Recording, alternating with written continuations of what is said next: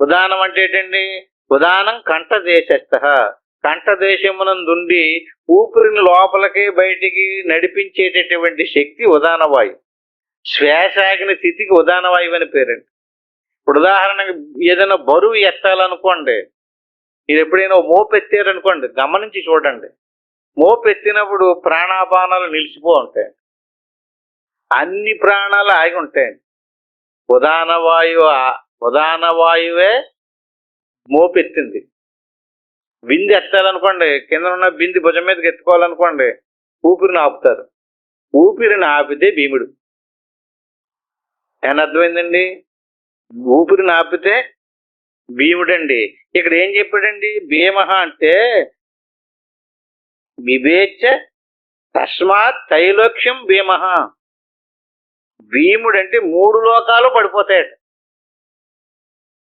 భీమ అంటే 3 లోకాలు అయ్యండి. మన శరీరం ఉందండి, శరీరం మీద గోళకాలు ఉన్నాయి.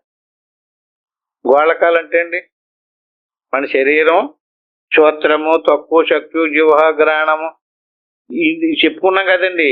ప్రతి గోళకంలోనే ఇంద్రియాలు ఉన్నాయి. గోళకాలు ఒక వర్గం అండి, ఇంద్రియాలు ఇంకొక వర్గం అండి.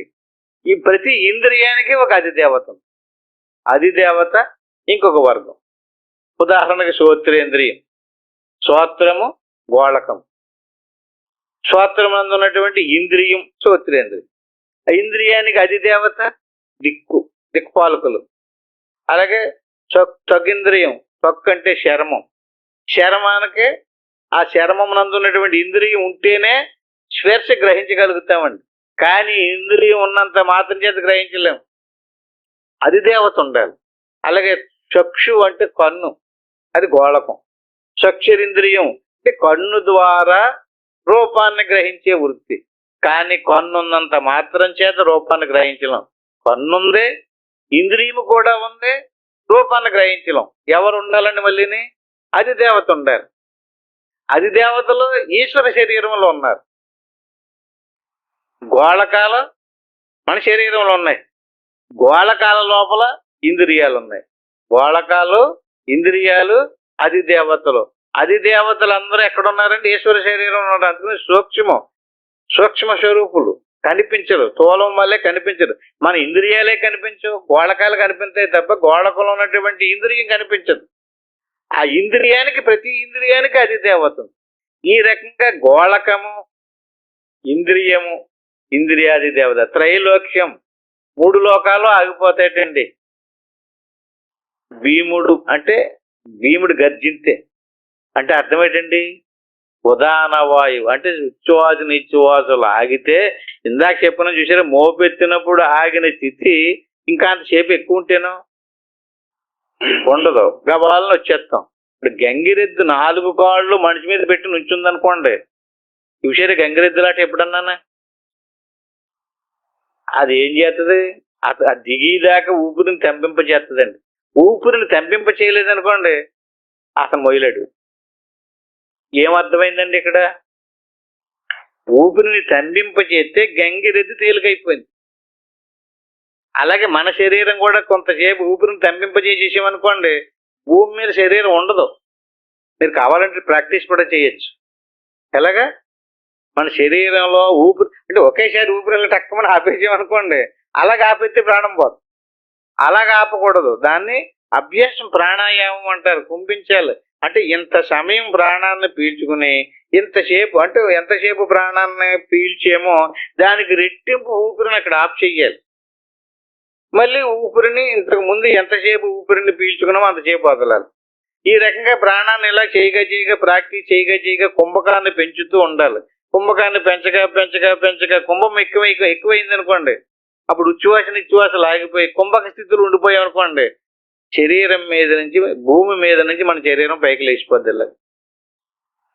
అలా పైకి లేచిపోవడానికి కారణం ఏంటండి? శరీరం ఏమైనట్టు?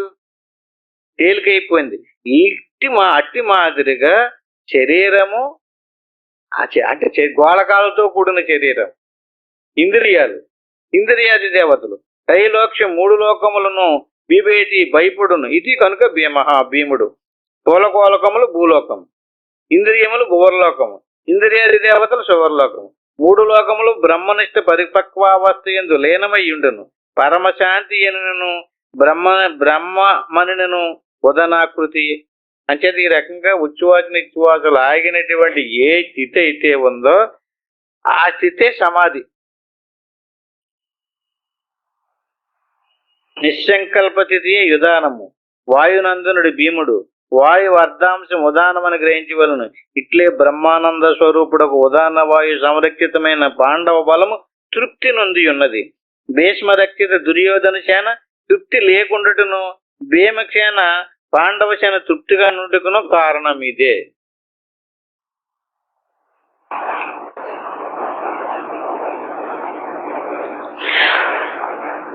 పాండవులకు తమ ముచ్చు హేతువునే చెప్పిన భీష్మద్రోణులు పాండవ పక్షపాతులే. ధర్మజ చక్రవర్తిత్వమును తనకు లభించిన బహుమత్వమును త్యజించినట్టు అర్జునుని తప్ప తమ్ములను ఎవరిని చంపనని ఒకసారి ప్రయోగించిన అస్త్రము రెండవసారి ప్రయోగింపననియు తన తల్లి అయిన కుంతికి మాట ఇచ్చినట్టు భీష్ముని యుద్ధ దశ దినములను యుద్ధ విముఖుడైన కర్ణుడు పాండవ పక్షపాతియే. శారదత్వమున కర్ణుని నిరుత్సాహపరిచి శల్యుడును తన తండ్రిని చంపిన దుర్యోధనునికి ఎక్కువ చెయ్యవచ్చిన శకునియు దుర్యోధన నిధులు కారు కనుక దుర్యోధన సేన అసంతృప్తిగా నున్నది. పాండవ సేన ధర్మరాజు పట్టేపశాఖ దర్శనోత్సాహులై ఏకాభిప్రాయం ఉన్నందున సంతృప్తిగా ఉన్నారు. ఇది బాహ్యార్థం.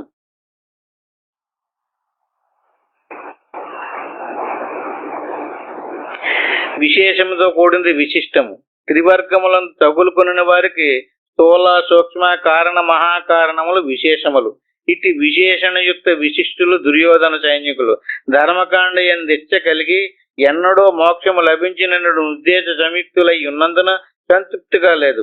నిర్ద్వంద్వ సహజ అమనస్క సహజ కుంభక బ్రహ్మతుల్యోదాన స్వరూప భీమరక్షిత పాండవచేన బ్రహ్మమయమై ఉన్నందున సంతృప్తిగా ఉన్నది. వీరికి అనాత్మ ఉపాధియుక్తం ఉపహితము. విశిష్ట చైతన్యము జీవత్వము, ఉపహిత చైతన్యము ప్రత్యేగాత్మ. విశిష్టులకు తృప్తి లేదు, ఉపహితులు కొరత లేని పూర్ణులు.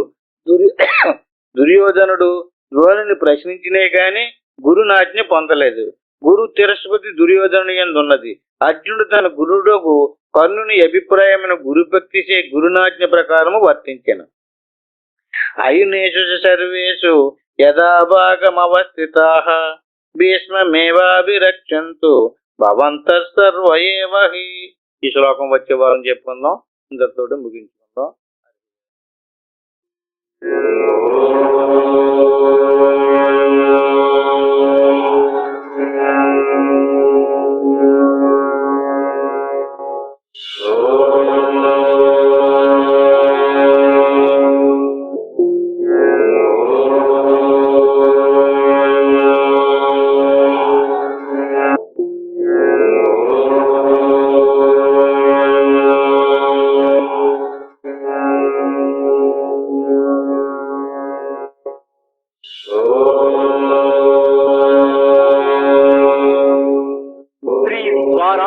బ్రహ్మనిష్టాశ్రమ వ్యవస్థాపకులు శ్రీ శ్రీ శ్రీ శ్రీరామ్ సద్గురువర్యుడు వారి శ్రీమద్ భగవద్గీత ఆంతర్యాగ ప్రవచనములు.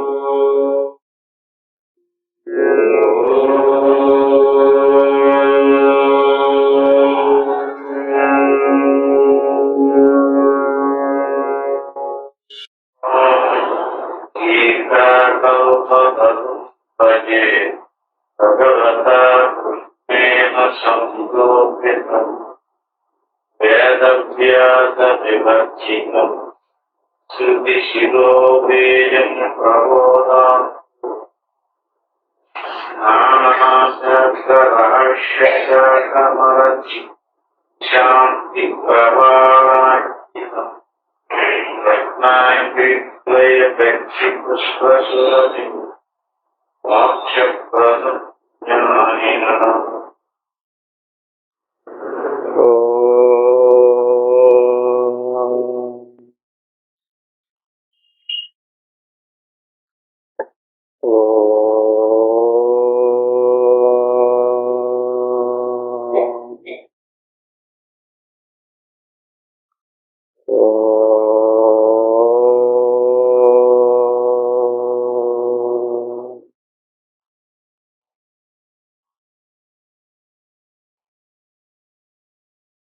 సచ్చిదానంద అనంతాత్మ స్వరూపంగా పదంగా పోయిన వారంలో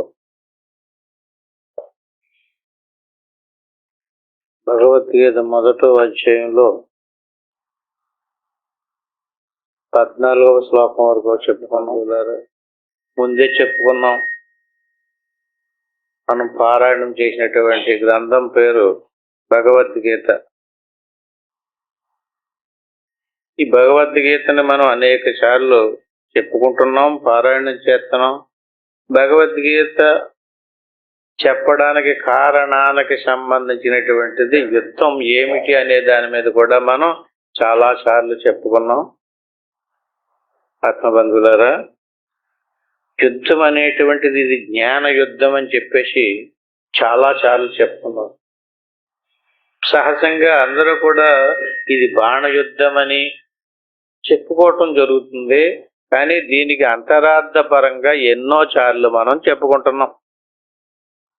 దానికి సంబంధించినటువంటి అనేకమైనటువంటి విషయాలను కూడా మనం చెప్పుకోవడం జరిగింది. మరొకసారి గుర్తు చేసుకుందాం. కథలోకి మూలంలోకి వెళ్ళినప్పుడు ఈ కథకి మూల పురుషుడు శంతన మహారాజు అని చెప్పుకున్నాం మనం. ఈ శంతన మహారాజు ఒకానొకప్పుడు అనేక యజ్ఞయాగాదులు చేసి ఆ పుణ్య ప్రభావంతో సత్యలోకం చేరినట్లుగాను, అక్కడ కొన్ని కారణాల వల్ల సత్యలోకం నుంచి కిందకి దిగిపోయినట్టుగాను 2 వారాలు 3 వారాల్లో కూడా చెప్పుకున్నాం మనం. శంతనుడు అనేటువంటి పదాన్ని కూడా చెప్పుకున్నాం. ఆ శంతనుడు అనే పదానికి ఉత్పత్తి ఏమిటంటే అండి, శం తనోతీతి ఇది శంతన. శం అంటే సుఖము, తనోతి అంటే కోరువాడు. సుఖము ఏ రకంగా లభించదో ముక్తి సుఖాన్ని పొందడానికి ప్రయత్నం చేసేటటువంటి వానిని శంతనుడు అని పేరండి. అంటే మోక్షం పొందడానికి, అంటే ముక్తి సుఖానికి విషయ సుఖానికి తేడా ఏమిటండి? ముక్తి సుఖం శాశ్వతమైంది, ఒకసారి ఆ సుఖం లభిస్తే ఇంక పోదు. మామూలు విషయాలతో వచ్చేటటువంటి సుఖం అది అనుభవించిన తర్వాత పోద్ది. ఇప్పుడు స్వర్గ సుఖం వచ్చిందనుకోండి, స్వర్గంలో కూడా అనేక రకాల సుఖాలు ఉంటాయి. పుణ్యం అయిపోయిన తర్వాత సుఖాలు అయిపోతాయి, మళ్ళీ కిందకు వచ్చి పుణ్యం సంపాదించుకోవాలి. అలాగే పాప ఫలము లేక పుణ్య ఫలము. మోక్షం అటువంటిది కాదండి. మోక్షం తాలూకు సుఖం లభించిందంటే ఇంక తిరిగి పోదన్నమాట.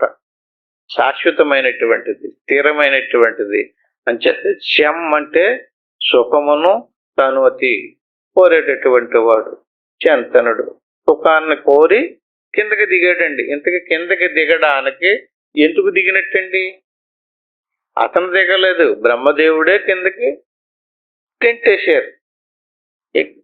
ఎందుకు గెంటేశారండి? పూర్తిగా అతనులో ఉన్నటువంటి వాసన బీజాలు నశించలేదు. ఇంకా ప్రాపంచిక సంబంధమైనటువంటి విషయాలకు తాలూకు సుఖాలను పొందాలనేటువంటి వాంఛ నశించలేదు. అంటే స్త్రీ వాంఛ లేక పురుష వాంఛ లేదా ధనవాంఛ, ఇలాంటి వాంఛలు అంటారు, కోరికలు. అటువంటిది అతను గంగాదేవిని చూసి మోహించాడండి అక్కడ. అంటే ఆ వాంఛ ఉన్నట్టు నశించలేదు కదా, నీకు ఇటువంటి వాంఛ పోలేదు కనుక కిందకి వెళ్ళిపోమన్నాడు. ఆ రకంగా శాశ్వతమైనటువంటి తిరుగు రానటువంటి ముక్తి సుఖాన్ని పొందుట కొరకు అతను దిగాడు. అలా దిగిన తర్వాత ఆ ముక్తి సుఖం దేని వల్ల లభించదు, ముక్తి మోక్షము దేని వల్ల లభించదు అనేది జ్ఞానం వల్ల లభించదు అని శాస్త్రాల ద్వారా తెలిసింది. జ్ఞానం వల్ల ముక్తి దేని వల్ల లభించదండి? క్రియ వల్ల లభించదు, కర్మ వల్ల లభించదు, ఏదో చేసిన పని వల్ల లభించదండి. మరి మోక్షం లభించాలంటే అండి జ్ఞానాదేవతు కైవల్యం. కైవల్యం లభించాలంటే ఒకానొక జ్ఞానం వల్లే. ఏమి జ్ఞానం అండి? ఏమి జ్ఞానం అంటే దేవుడికి సంబంధించిన జ్ఞానం. దేవుడికి సంబంధించిన జ్ఞానం తెలుసుకుంటే మనకు మోక్షం ఎందుకు లభించదండి అనే ప్రశ్న ఇచ్చామనుకోండి. ఎందుకంటే దేవుడు సర్వవ్యాపి. సర్వవ్యాపిగా ఉన్నటువంటి దేవునిలో ప్రకృతి ప్రవేశించింది. ఈ ప్రకృతి వ్యష్టి సమిష్టి అని రెండు రకాలుగా చెప్పుకున్నాం మనం. సమిష్టి ప్రకృతికి మాయని, వ్యష్టి ప్రకృతికి అవిద్యని. అవిద్య ఉపాధిగా కలిగినటువంటి దేవుడికి శివుడని, మాయ ఉపాధిగా కలిగినటువంటి దేవుడికి ఈశ్వరుడని పేరు. అంచేత ఇప్పుడు ఇంతకీ అవిద్య ఉపాధిగా కలిగినటువంటి వారు ఎవరండి? దేవుడే. దేవుణ్ణి అవిద్య మరుగుపరచడం వల్ల అవిద్య ఎంతవరకు ఉందో అంతవరకు ఉన్న దేవుడికి జీవుడు అని పేరండి. అంచేత ఇప్పుడు జీవుడు ముక్తిని పొందాలంటే ఏం చేయాలి? దేవుణ్ణి తెలుసుకోవాలనుకున్నాం. ఇంతగా దేవుడు ఎవరండి? తన స్వరూపమే. ఏ స్వరూపము? శరీరం కాదు, ప్రాణం కాదు, మనసు కాదు, ఇంద్రియాలు కాదు, ఆ ఇంద్రియాలలో ఉన్నటువంటి ఎరుక కూడా కాదు. ఈ అన్నిటికీ అధిష్టాన స్వరూపం ఆత్మ. ఆ ఆత్మకి సంబంధించిన జ్ఞానం తెలియాలి, ఆత్మజ్ఞానం తెలియాలి. దాన్ని బ్రహ్మజ్ఞానం అంటారు. అంటే ఆత్మస్వరూపమే దేవుడు, దేవుడే ఆత్మ. అటువంటి దేవుడికి తెలిసిందని దేవుని తెలుసుకున్నాం అనుకోండి, ఆత్మ తెలుస్తుంది. ఆత్మను తెలుసుకున్నాం అనుకోండి, దేవుడు తెలుస్తాడు.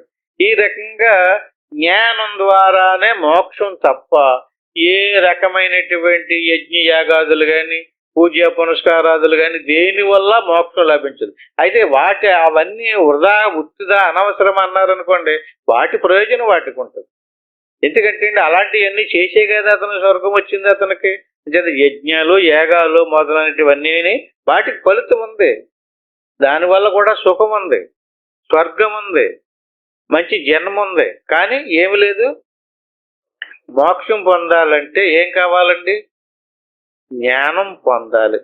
ఆ జ్ఞానం రెండు రకాలుగా పొందాలని ఈ కథ ద్వారా తెలిసిందండి. ఏ రెండు రకాలు?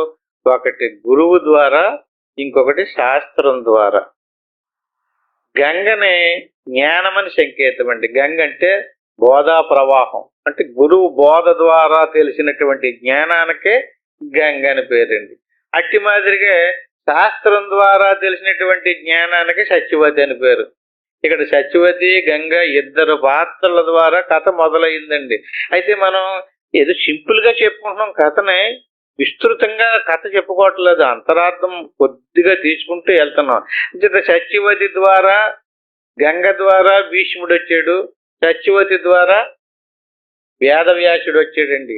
వేదవ్యాసుడి ద్వారా మనకి భగవద్గీత అందింది. ఇప్పుడు భగవద్గీత కానీ భారతం కానీ ఎవరి ద్వారా వచ్చిందండి? వేదవ్యాసుని ద్వారా లభించిందంటే జ్ఞానం ద్వారా. ఇప్పుడు ఇటు శాస్త్ర జ్ఞానం ద్వారాను, ఇటు గురువు బోధ ద్వారాను తెలుసుకున్నాం జ్ఞానం. ఇప్పుడు మనకి ఏం రావాలండి? మోక్షం వచ్చేయాలి కదండి. మోక్షం వచ్చేసిందా? ఎక్కడుందండి తేడా?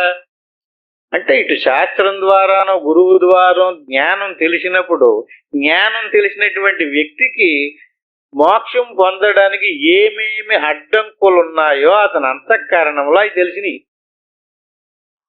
జ్ఞానం లేకపోతేనా అవి తెలవండి. ఎందుకంటే తనలో మోక్షం పొందనివ్వకుండా అడ్డగించేటటువంటి గుణాలు ఏమున్నాయో ఆ గుణాలు జ్ఞానం తెలిసిన వాడికే తెలుస్తుంది, జ్ఞానం తెలియలేనటువంటి వాడికి తెలియదు. అంచేది ఏదో చేసుకుంటూ పోతుంటాడు. కానీ జ్ఞానం తెలిసినటువంటి వాడికి ఈ వృత్తులు వదలాలి, ఈ సంస్కారాలు వదలాలి, ఈ వాసనలు వదలాలి, ఈ గుణాలు వదలాలి. ఈ గుణాలన్నిటినీ వదలడానికి చేసేటటువంటి ప్రయత్నం యుద్ధం. యుద్ధం ఎక్కడికి తీసుకొచ్చిందండి? అంటే ఇటు శాస్త్రజ్ఞానం ద్వారా, గురువు చెప్పినటువంటి జ్ఞానం ద్వారా ఎక్కడ తీసుకొచ్చిందండి? సాధనలోకి తీసుకొచ్చింది.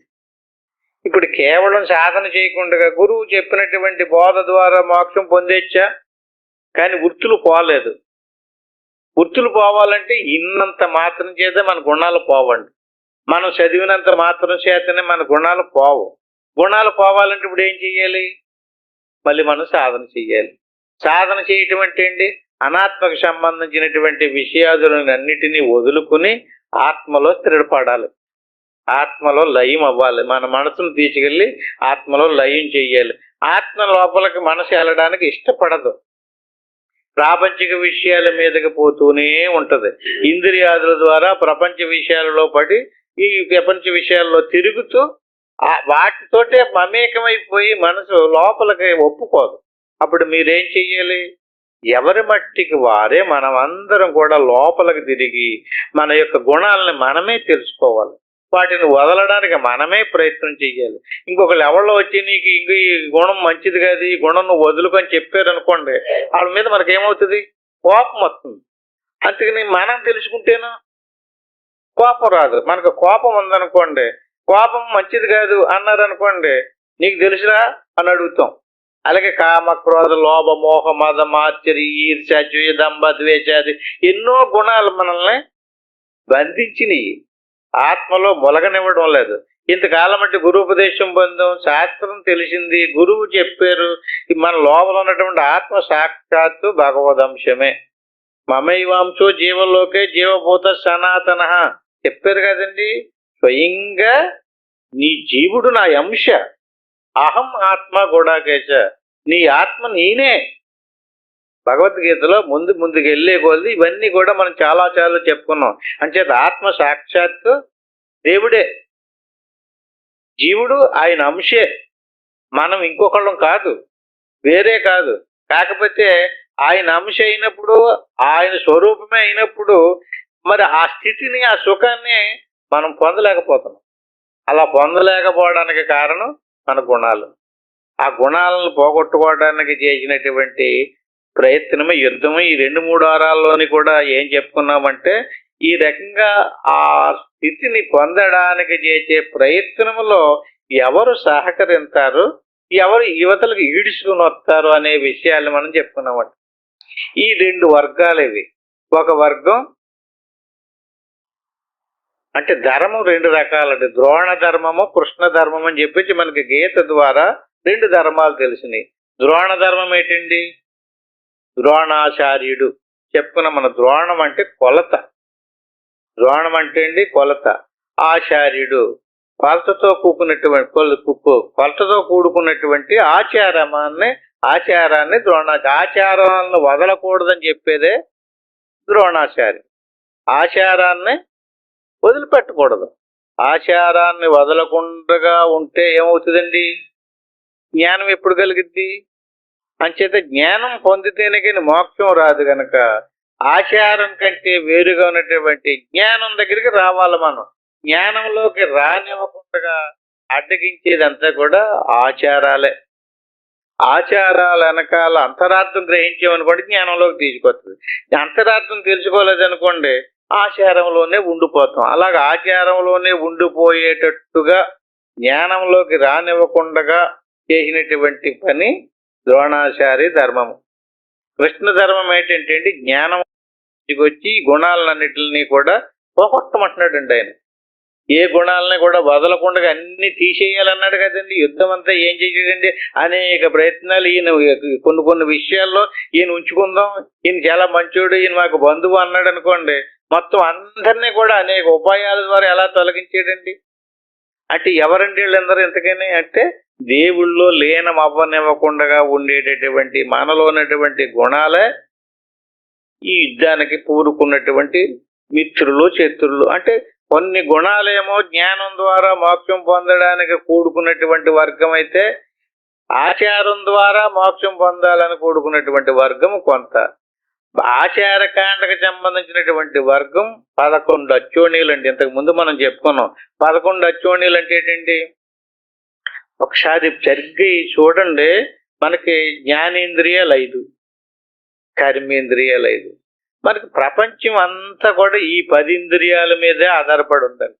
జ్ఞానేంద్రియాలు అంటే చూడడము, వినడము, మాట్లాడడము మొదలైనటువంటి జ్ఞాన కర్మేంద్రియాదుల ద్వారానే ప్రపంచ విషయాలన్నీ రికార్డ్ అయినాయి. మనకి జ్ఞానేంద్రియాలు, కర్మేంద్రియాలు లేకపోతేనో రికార్డు లేదండి. ఇంకా ప్రపంచమే లేదు. ప్రపంచం ఉంది, ఇలా ఉంది, ప్రపంచంలో ఎలాంటి విషయాలు ఉన్నాయని తెలుసుకోవడానికి ఎవరండి? ఈ జ్ఞానేంద్రియాలు, కర్మేంద్రియాలు. ఈ జ్ఞానేంద్రియాలకి కర్మేంద్రియాలకి ఎట్టో మనస్సు అండి. ఎన్నవని? జ్ఞానేంద్రియాలు 5, కర్మేంద్రియాలు 5, మనసు 1. 11 అక్షోణిలు. ఒక్కొక్క ఇంద్రియం వెనకాల ఒక్కొక్క అక్షోణి సైన్యం ఉందండి. అంటే ఉదాహరణకి ఇప్పుడు కన్ను ఉందండి, కంటితో ఒక రూపాన్ని చూసాం. ఎన్ని రూపాలు ఉంటాయంటారు? అవునా? ఇది మామిడి చెట్టు, ఇది కొబ్బరి చెట్టు, ఇది తాడి చెట్టు, ఇది ఆవు, ఇది కుక్క, ఇది నక్క, ఇలా వెళ్ళామనుకోండి, ఎన్ని రూపాలు? ఒకటేనా? పన్ను ఒకటే గాని దాని వెనకాల అక్షోణి సైన్యం ఉంది. దేని వెనకాల? కన్ను వెనకాల. చెవి వెనకాల, దాని వెనకాల కూడా అక్షోణి. ఎన్ని శబ్దాలు, ఎన్ని వాసనలు, ఎన్ని ఋషులు, ఇవన్నీ కూడా ఒక్కొక్క ఇంద్రియము వెనకాల అక్షోణి సైన్యం ఉందండి. ఇక్కడ ఇప్పుడు మనం పాఠంలోకి వెళ్లే ముందు ఇంకొక ముఖ్యమైనటువంటి విషయాన్ని చెప్పుకుని లోపలికి వద్దామండి. ఇందులో బలమైనటువంటి శత్రువులను ముందే తీసేయాలని చెప్పాడండి కృష్ణుడు. యుద్ధం దాకా తీసుకురాకూడదు అన్నాడు. యుద్ధం దాకా రాకుండా తీసేసినటువంటి వాళ్ళు ఎవరినన్నా ఒకసారి భారతంలో గుర్తుకు తెచ్చుకోండి. యుద్ధం దాకా రాకుండా తీసేసినటువంటి వాళ్ళు ఎవరండి? బకాసురుడు. గుర్తున్నాడా మీకు? కీచకుడు. వాళ్ళు యుద్ధం దాకా ఉండనివ్వలేదండి. యుద్ధం దాకా ఉండనిస్తే గెలడటండి. ఎవరు? పాండవులు గెలరండి. ఎవరుంటేని? బకాసురుడు గాని కీచకుడు గాని ఉంటే గెలరండి. ఇంకొకళ్ళు ఉన్నారండి. ఇంకెవరండి? 2 తొడలు చీల్చేస్తాడు. ఎవరండి అతను? జరాచంద్రుడు. ఆయన్ని కూడా యుద్ధం దాకా ఉంచలేదండి. అవునా? వాళ్ళు ముగ్గురు ఉన్నారనుకోండి, పాండవులు గెలరండి. అంటే వాళ్ళ ముగ్గురిని ముందే ప్లాన్ వేసి చంపేసినా వీళ్ళతో పోరాడటం సులువుగా అవ్వలేదండి. వాళ్ళుంటే ఇక సరే క్లుప్తంగా చూసుకున్నాండి. బకాసురుడు అన్నాం కదండి. బకం అంటే కొంగ అండి. కొంగ ఎలా ఉంటుందండి? ఒంటికాల మీద నిలబడి అలా జపం చేస్తుంటదండి. ఎప్పుడైనా చూసారు కొంగ జపం? తిన్నారా? కొంగ జపం అంటారు కదండి. కొంగది నిజమైన జపమేది. ఆ చేప దొరికేదాకానే దానికి ఆహారం కదలకుండా ఉంటే దాని ఎదురుగుండగానే వచ్చి ఓహో ఇదేదో గడ్డి పరక అనుకుని దాని చుట్టూ తిరుగుతుంటుంది ఆ చేప. అలాగ దానికి అందుబాటులోకి వచ్చేదాకా కదలకుండా టక్కన పట్టుకుంటుంది. అట్టి మాదిరిగా కొంగ ఏదో తెలిసండి. బకము మన నాలుక. ఏకశక్రపురం అండి. ఈయన ఊరు ఎవరండి? బకాసురుడు ఊరు పేరు ఏకశక్రపురం అండి. ఆయనకండి ఆయన దగ్గరికే పంపాలండి. ఏటి? ఆహారము మొదలైనటువంటి పదార్థము, ద్రవ పదార్థము, ఘన పదార్థము బండి మీద పట్టుకుని వెళ్ళి ఆయన దగ్గరికే పంపించాలండి. ఆయన యువతలకు రాడండి. ఆ ఏకశక్రపురంలో ఉండండి. ఏకశక్రపురం అంటే ఏకం అంటే ఒక పక్కే కదులుతుంది అన్నమాట అండి. చక్రం ఉందండి. అంటే ఉదాహరణకి చక్రం ఉంది కదండి, రౌండ్గా ఉంటుందండి. దాన్ని 2 చెయ్యండి. ఒక పక్కే కదిలి అదే మూసుకుని అదే తెరుచుకుంది అనుకోండి, రెండో పక్క కదలదండి. చూడండి, నోరుని కింద ఈ పెదవుల దగ్గర నుంచి కింద గెడ్డను చూడండి, కదులుతుంది, మళ్ళీ మూసుకుంటుంది, కదులుతుంది, మూసుకుంటుంది. పై పార్ట్ కదలదండి. ఏకశక్రపురం చక్రం పురాగా కదలదండి. సగం పార్టే కదులుతుందండి. దాని చుట్టూరు ఏమున్నాయండి? చక్రానికి చుట్టూరుని పైన కిందనే పళ్ళు ఏమున్నాయండి? పళ్ళు ఉన్నాయండి. దానికి లోపల బకుడు ఉన్నాడండి. ఆడి దగ్గరికి చక్కగా తయారు చేసి వాడు నోట్లోకి అందించాలండి. ఆడు బకాసురుడు అండి. వాడు తిని పాడేసినటువంటి ఎముకలు గుట్టలో పెద్ద పెద్ద పర్వతాలంతంత ఉన్నట్టుగా భారతంలో రాశారండి. ఎంత ఎంత పర్వతాలంతంత గుట్టలు పడున్నాయి కదండి. ఇప్పుడు మనం తిన్నాయి కూడా అలా వదుకుని పోగొడితేను,